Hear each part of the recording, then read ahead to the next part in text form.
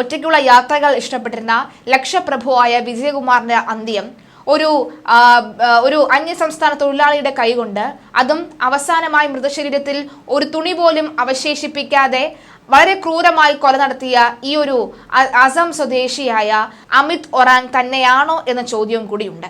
വളരെ പെട്ടെന്ന് തന്നെ ഈ അമിത് ഒറാങ്ങിനെ പിടികൂടിയത് മറ്റാരുടെയെങ്കിലും ആസൂത്രണമാണോ എന്ന സംശയവും കൂടിയുണ്ട്. കാരണം കഴിഞ്ഞ കുറച്ച് നാളുകളായി കഴിഞ്ഞ കുറച്ച് വർഷങ്ങളായി അവർ കടന്നു വന്നിരുന്ന ചില കേസുമായി ബന്ധപ്പെട്ടുള്ള കാര്യങ്ങൾ തന്നെയാണ്. ഇദ്ദേഹത്തിന്റെ വിജയകുമാറിന്റെയും അദ്ദേഹത്തിന്റെ ഭാര്യയുടെയും അടക്കം മരണം സംഭവിച്ച ഈ ഘട്ടത്തിൽ എന്താണ് ഇനി അദ്ദേഹത്തിന്റെ സ്വത്തുവകകളുമായി ബന്ധപ്പെട്ടുള്ള നീക്കം എന്നതുകൂടി ശ്രദ്ധിക്കേണ്ടതുണ്ട്. എങ്കിൽ മാത്രമേ, ഒരുപക്ഷം ഇപ്പോഴായിരിക്കില്ല, എല്ലാവരും ഈ കേസിനെ കുറിച്ച് മറക്കുന്ന സാഹചര്യത്തിലായിരിക്കും ഈ സ്വത്തുമായി ബന്ധപ്പെട്ട കളികൾ നടക്കാൻ പോകുന്നത്. എങ്കിൽ മാത്രമേ ഇത് കൊന്നതാണോ കൊല്ലിച്ചതാണോ എന്ന് അറിയാൻ സാധിക്കുകയുള്ളൂ. എന്തായാലും നിലവിൽ നമുക്ക് മുന്നിലുള്ള പ്രതിയായ അമിത് ഒറാങ് ഇപ്പോൾ കുറ്റം സമ്മതിച്ചിട്ടുണ്ട്. അയാൾ തന്നെയാണ് കൊലപാതകം ചെയ്തത് എന്ന് വ്യക്തമായിട്ടുണ്ട്. മാത്രമല്ല, ഇത്രയും 16ഓളം CCTV ക്യാമറകളുള്ള കോമ്പൗണ്ടിനകത്ത് ഇറങ്ങിയാൽ എവിടെയൊക്കെ എന്തൊക്കെ ചെയ്യണമെന്ന് വ്യക്തമായി അറിയാവുന്ന ഒരു വ്യക്തി തന്നെയാണ് ഈ കൊലപാതകം നടത്തിയത് എന്ന് വളരെ ആദ്യമേ തന്നെ പോലീസ് കണ്ടുപിടിക്കുകയും ചെയ്തിരുന്നു. മാത്രമല്ല, 12 അടി ഉയരമുള്ള ആ മതിലിൽ ഈ അമിത് ആദ്യ എന്ന ഒക്കെ തന്നെ ഈ കരിക്കട്ട കൊണ്ട് എഴുതുന്ന സാഹചര്യം ഒക്കെ തന്നെ ഉണ്ടായിട്ടുണ്ട്. വീട്ടിൽ മുന്തിയ ഇനം വളർത്തു നായ്ക്കൾ ഉണ്ടായിട്ട് പോലും ഇയാളെ കണ്ടിട്ട് കുറയ്ക്കാതിരുന്നത് മുൻപരിചയം ഉള്ളതുകൊണ്ട് തന്നെയാണ്. മാത്രമല്ല, ഈ നായ്ക്കളെല്ലാം തന്നെ മയക്കത്തിലും ആയിരുന്നു. ഏതായാലും ഇന്നലെ പുലർച്ചെ തൃശൂരിൽ നിന്ന് പോലീസ് പിടികൂടിയിട്ടുണ്ടായിരുന്നു. ഫോൺ ലൊക്കേഷൻ കേന്ദ്രീകരിച്ചുള്ള അന്വേഷണത്തിനൊടുവിലാണ് ഒളിവിലുള്ള പ്രതിയിലേക്ക് പോലീസ് എത്തിച്ചേരുകയുണ്ടായത്. കൊല്ലപ്പെട്ട വിജയകുമാറിന്റെയും ഭാര്യ മീരയുടെയും മൊബൈൽ ഫോണുകൾ പ്രതി എടുത്തിരുന്നു. ഇതിൽ ഒരു മൊബൈൽ ഫോൺ സ്വിച്ച് ഓൺ ആയിരുന്നു. ഫോണിൽ നിന്ന് ഗൂഗിൾ അക്കൗണ്ട് ലോഗ് ഔട്ട് ചെയ്യാനുള്ള ശ്രമത്തിലായിരുന്നു ഫോൺ ഓൺ ചെയ്തത്. ഫോണുമായി ഗൂഗിൾ അക്കൗണ്ട് സിങ്ക് ചെയ്തിരിക്കുന്നത് ഒഴിവാക്കുക എന്നതായിരുന്നു ലക്ഷ്യം. ഈ സമയത്താണ് വില്ലൻ എവിടെയുണ്ട് എന്ന് പോലീസിന് മനസ്സിലായത്. കോട്ടയം ഇന്ദ്രപ്രസ്ഥം ഓഡിറ്റോറിയം ഉടമ തിരുവാതുക്കൽ ശ്രീവത്സം വീട്ടിൽ TK വിജയകുമാർ എന്ന 64 വയസ്സുകാരൻ, ഭാര്യ ഡോക്ടർ മീര വിജയകുമാർ എന്ന 60 വയസ്സുകാരി എന്നിവരാണ് വീടിനുള്ളിൽ ക്രൂരമായി കൊല്ലപ്പെട്ടത്. ചൊവ്വാഴ്ച രാവിലെ ജോലിക്കാരി രേവമ്മ വന്നപ്പോഴാണ് കൊലപാതക വിവരം അറിയുന്നത്. കേൾവി പരിമിതിയുള്ള തോട്ടക്കാരൻ ബോണ്ട് രാജ് ഔട്ട് ഹൗസിൽ ഉണ്ടായിരുന്നുവെങ്കിലും വിവരം അറിഞ്ഞിരുന്നില്ല. തിങ്കളാഴ്ച രാത്രി 12:30-നും 1-നും ഇടയിലാണ് കൊല നടന്നത് എന്ന് വ്യക്തമാവുകയാണ്. മുൻവൈരാഗ്യമാണ് കൊലയ്ക്ക് കാരണമെന്നാണ് കുറ്റസമ്മതം. ഇയാൾ നേരത്തെ വിജയകുമാറിന്റെ ഓഡിറ്റോറിയത്തിൽ സെക്യൂരിറ്റിയായി ജോലി ചെയ്തിരുന്നു. ഈ സമയത്ത് ഇയാൾക്കൊപ്പം ഉണ്ടായിരുന്ന യുവതി ഉപേക്ഷിച്ചു പോയിരുന്നു. ഇതുമായി ബന്ധപ്പെട്ട് ഓഡിറ്റോറിയം ഉടമ വിജയകുമാറിനോട് പ്രതിക്കുണ്ടായിരുന്ന പക കൊലയ്ക്ക് കാരണമായിരിക്കാം എന്ന നിഗമനത്തിലാണ് പോലീസ്. വിജയകുമാറിന്റെ ഓഡിറ്റോറിയത്തിന് അമിത് ഒറാങ് 3 വർഷത്തോളം സെക്യൂരിറ്റിയായി ജോലി ചെയ്തിരുന്നു. ഇടയ്ക്ക് വീട്ടിലും ജോലിക്കെത്തി. ഇതേ സമയത്ത് അന്യസംസ്ഥാന തൊഴിലാളിയായ യുവതിയെയും വിജയകുമാറിന്റെ വീട്ടിൽ ജോലിക്ക് കൊണ്ടുവന്നിരുന്നു. അമിതും യുവതിയും ഒരുമിച്ചായിരുന്നു കഴിഞ്ഞിരുന്നത്. നിയമപരമായി വിവാഹം കഴിഞ്ഞിട്ടില്ലെങ്കിലും യുവതി തന്റെ ഭാര്യയായിരുന്നുവെന്നാണ് ഇയാൾ പറഞ്ഞിരുന്നത്. ഇതിനിടെ മോഷണ കേസിൽ പ്രതിയായി 5 മാസം ജയിലിൽ കിടന്നു. ഈ സമയം യുവതി അമിതിനെ ഉപേക്ഷിക്കുകയും ചെയ്തു. ഇതിന്റെ പകയാണ് കൊലയ്ക്ക് കാരണമായതെന്നാണ് സംശയം. കൊലപാതകം നടത്തി 24 മണിക്കൂർ തികയുന്നതിന് മുൻപാണ് പോലീസ് പ്രതിയെ വലയിലാക്കിയത്. തൃശൂരിലെ മാളയ്ക്കടുത്തുള്ള കോഴി ഫാമിൽ ഒളിവിലായിരുന്നു ഇയാൾ. ബസ്സിലായിരുന്നു കോട്ടയത്ത് നിന്നും ഇയാൾ തൃശൂരിലേക്ക് എത്തിയതാണ് വിവരം. കോഴി ഫാമിലുള്ള മറ്റ് അന്യസംസ്ഥാന തൊഴിലാളികളെ പോലീസ് നിരീക്ഷണത്തിലാക്കിയിട്ടുണ്ട്. വളരെ സൂത്രശാലിയായിരുന്നു പ്രതി. 10-ലധികം മൊബൈൽ ഫോണുകളും സിമ്മുകളും പ്രതിയുടെ പക്കൽ ഉണ്ടായിരുന്നു. പലപ്പോഴും മൊബൈൽ ഫോണുകൾ മാറി മാറിയായിരുന്നു ഇയാൾ ഉപയോഗിച്ചിരുന്നത്. മാത്രമല്ല, ഇയാൾ വെൽ പ്ലാൻഡ് ആയിട്ടാണ് ഈ മർഡർ നടത്തിയത് എന്ന കാര്യത്തിൽ സംശയമില്ല.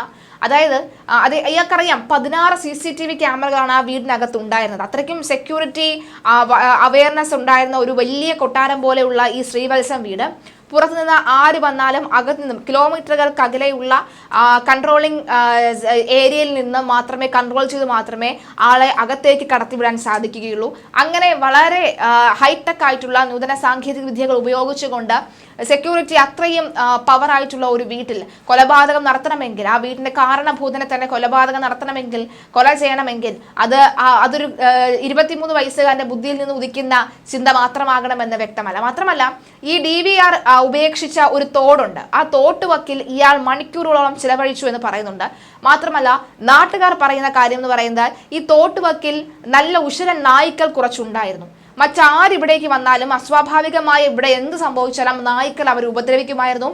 അവർക്ക് നേരെ കുരയ്ക്കുമായിരുന്നു. അതുകൊണ്ട് തന്നെ ഞങ്ങൾ ഈ അയൽവക്കക്കാർക്കൊക്കെ തന്നെ വളരെ സമാധാനമായിരുന്നു. അതായത് പുറത്തു നിന്നും ആരും ഇങ്ങോട്ട് വന്ന് ഒരു അറ്റാക്ക് നടത്തില്ല എന്ന് പറഞ്ഞിരുന്നു. ഈ തോട്ടുവക്കത്തൊക്കെ തന്നെ കുത്തിയിരിപ്പും അതുപോലെ തന്നെ ഈ മദ്യപിക്കുന്നതും മദ്യപാന സംഘവും ഒക്കെ തന്നെ വളരെ വലിയ രീതിയിൽ തന്നെ ഉണ്ടായിരുന്ന ഘട്ടത്തിലും ഈ നായ്ക്കളാണ് ഇവരെയൊക്കെ തന്നെ ഈ നായ്ക്കളെ പേടിച്ച് ആരും ഇങ്ങോട്ട് വരാത്തൊരു സാഹചര്യം ഉണ്ടായിരുന്നു. ഈ ഒരു കൊലപാതകം നടക്കുന്നതിന് പിറ്റേ ദിവസം തലേ ദിവസം രാത്രി കൊലപാതകം നടക്കുന്നതിന് മുൻപ് തന്നെ ഈ നായ്ക്കളെ എല്ലാവരും ആരോ പിടിച്ചുകൊണ്ടു പോയത് കണ്ടു എന്നും പറയുന്നുണ്ട്. അതായത് വന്ധീകരണം നടത്താനായി നഗരസഭയാണ് കൊണ്ടുപോയതെന്നാണ് തങ്ങൾ കരുതിയത്. എന്നാൽ അങ്ങനെ തോന്നുന്നില്ല. ഇപ്പോൾ ഈ സംഭവമായൊക്കെ തന്നെ കൂട്ടി വായിക്കുമ്പോൾ എന്തൊക്കെയോ പിന്നാമ്പുറ കഥകൾ ഇതിലുണ്ട് എന്ന് വിശ്വസിക്കുന്നു എന്നാണ് നാട്ടുകാർ പറയുന്നത്. ആ നാട്ടുകാരിൽ ഒരാൾ പറയുന്ന വാക്കുകൾ നമുക്കൊന്ന് കേൾക്കാം. ഈ ഭാഗത്ത് ഇവിടെ കിടക്കുന്ന ഇത്രയും പട്ടിയുണ്ട് ഇവിടെ. അവര് അതുങ്ങൾക്ക് ചോറ് കൊടുക്കുന്നു, എല്ലാം നമ്മളിവിടെ കൊടുക്കും, എല്ലാവരും കൊടുക്കും, ജേക്കാർ കൊടുക്കും, ഞാൻ കൊടുക്കും, ഈ നാട്ടിലുള്ള മിക്ക ആൾക്കാരും കൊടുക്കാനും അറിയാം. അതുങ്ങൾ ഇവിടെ ഉണ്ട്. ഒരു വെളിയിൽ നിന്ന് ഒരാൾ വന്നാൽ ഇതുങ്ങൾ കുറയ്ക്കും. പക്ഷെ ഈ പട്ടീനെ പിടിച്ചോണ്ട് പോയി കഴിഞ്ഞുള്ള സംഭവം ഇത്. ഈ ചേട്ടനെയും ചേച്ചീനെയും ഒക്കെ നമുക്കറിയാം. ഇവരിവിടെ ജനിച്ചു വളർന്നവരും ഞങ്ങളും ജനിച്ചു വളർന്നവരും നമുക്ക് നേരത്തെ തൊട്ടേ അറിയാം. വിജയരിയാണെന്നും എല്ലാം അറിയാം. ചേട്ടൻ ഇവിടെ സ്ഥലം മേടിച്ചത് വന്നു. നമ്മൾ എന്തൊരു അനക്കമുണ്ടെങ്കിലും അറിയുന്നായിരുന്നു, പട്ടി ഇല്ലാത്തതുകൊണ്ട് അറിയാതെ പോയെ. അങ്ങനെ നോക്കണമെങ്കിൽ ഈ 23 വയസ്സുകാരൻ ഇയാൾ ഈ കൊലപാതകത്തിന് വേണ്ടി എന്തും ചെയ്യാൻ മടിക്കാത്ത ഇയാൾ, വളരെ ക്രൂരമായി തന്നെ കൊല നടത്തിയ ഇയാൾ, ഒരുപക്ഷെ അയാളുടെ ഈ പറയുന്ന അന്യസംസ്ഥാന തൊഴിലാളികൾ ഒരുപക്ഷെ എന്തെങ്കിലും ഒരു ആവശ്യമുണ്ട് എന്ന് പറഞ്ഞോ, അല്ലെങ്കിൽ ഒരു കുറച്ച് പൈസ അധികം നൽകാമെന്ന് പറഞ്ഞോ കൂട്ടുകാരും ഒന്നിച്ചു വന്ന് ഈ നായ്ക്കളെ പിടിച്ചുകൊണ്ട് പോയതാണോ എന്നറിയില്ല. കാരണം നായ്ക്കളെ മയക്കാനുള്ള എന്തോ ഒരു സംഗതി ഇയാളുടെ കയ്യിലുണ്ട് എന്ന് വ്യക്തമാണ്. അതുകൊണ്ട് തന്നെയാണ് ഈ വീട്ടിലെ മുന്തിയ ഇനം റോഡ് വീലർ അടക്കമുള്ള മുന്തിയ ഇനം നായ്ക്കൾ മയങ്ങിപ്പോയത് എന്ന് വ്യക്തമാവുകയാണ്. എന്തായാലും ഈ 3 ദിവസം മുമ്പ് തന്നെ പ്രതി കോട്ടയത്ത് ലോഡ്ജ് എടുത്ത് താമസിച്ചിരുന്നുവെന്നും കൃത്യത്തിന് ശേഷം സഹോദരൻ താമസിക്കുന്നിടത്തേക്ക് രക്ഷപ്പെടുകയായിരുന്നുവെന്നും പോലീസ് വ്യക്തമാക്കുന്നുണ്ട്. പ്രതിക്കൊപ്പം സഹോദരനെയും ഒപ്പമുണ്ടായിരുന്ന 2 സുഹൃത്തുക്കളെയും തൃശൂർ പോലീസ് കരുതൽ തടങ്കലിൽ എടുത്തിട്ടുണ്ട്. ഇവർക്ക് കേസുമായി ബന്ധമുണ്ടോ എന്ന കാര്യം പരിശോധിച്ച് വരികയാണ്. വിജയകുമാർ കൊടുത്ത കേസിൽ 5.5 മാസത്തോളം അമിത് ഒറാം റിമാൻഡിലായിരുന്നു. അന്ന് കോട്ടയത്തെ 2 സ്ത്രീകളായിരുന്നു ജാമ്യത്തിൽ എടുത്തത്. അറസ്റ്റിന് പിന്നാലെ ഭാര്യ എന്ന് പറയുന്ന യുവതിയെ ഇയാൾ ഉപേക്ഷിച്ചു പോയിരുന്നു. വിജയകുമാറിന്റെ ഫോൺ എന്ത് ചെയ്തു എന്നടക്കം പരിശോധിക്കുന്നുണ്ടെന്നും SP പറയുന്നു. ഇരട്ടക്കൊലയ്ക്കും വിജയകുമാറിന്റെ മകന്റെ മരണത്തിനും തമ്മിൽ ബന്ധമില്ല എന്നും കൊലപാതകത്തിന് മറ്റാരുടെയും സഹായം ലഭിച്ചിട്ടില്ലെന്നും ഈ SI മാധ്യമങ്ങളോട് പ്രതികരിച്ചു. പ്രതിയുടെ സഹോദരന് കൃത്യതയെക്കുറിച്ച് അറിവുണ്ടായിരുന്നു, കൃത്യമായ പ്ലാനിംഗ് ഉണ്ടായിരുന്നു. 19-ാം തീയതി മുതൽ കോട്ടയത്ത് വന്ന് താമസിച്ചതിന് തെളിവുകൾ ലഭിച്ചിട്ടുണ്ട്. ലോഡ്ജിൽ വന്ന് റൂം എടുത്തതിനും കൃത്യം നടത്തുന്നതിന് മുമ്പ് ലോഡ്ജിൽ നിന്ന് പുറത്തേക്ക് പോകുന്നതും കൃത്യം നടത്തി തിരിച്ചു വന്ന് വെളുപ്പിന് 5 മണിക്ക് തിരിച്ചു പോകുന്നതുമായ ദൃശ്യങ്ങൾ ലഭിച്ചിട്ടുമുണ്ട്. തന്റെ ജീവിതം വിജയകുമാറും മീരയും ചേർന്ന് തകർത്തുവെന്നും അതിനുള്ള പ്രതികാരമാണ് ചെയ്തത് എന്നുമാണ് പ്രതി പോലീസ് നൽകിയ മൊഴി. തനിക്കെതിരായ ഫോൺ മോഷണ കേസ് പരാതി പിൻവലിക്കണമെന്ന് ആവശ്യപ്പെട്ടിരുന്നു. പക്ഷേ വിജയകുമാർ ചെവിക്കൊണ്ടതേയില്ല. മോഷണ കേസിൽ പ്രതിയായതോടുകൂടി കാമുകി ഉപേക്ഷിച്ചു. ഇത് ദമ്പതികളെ ഇല്ലാതെയാക്കാൻ പ്രേരിപ്പിച്ചുവെന്നും അമിത് പറയുന്നു.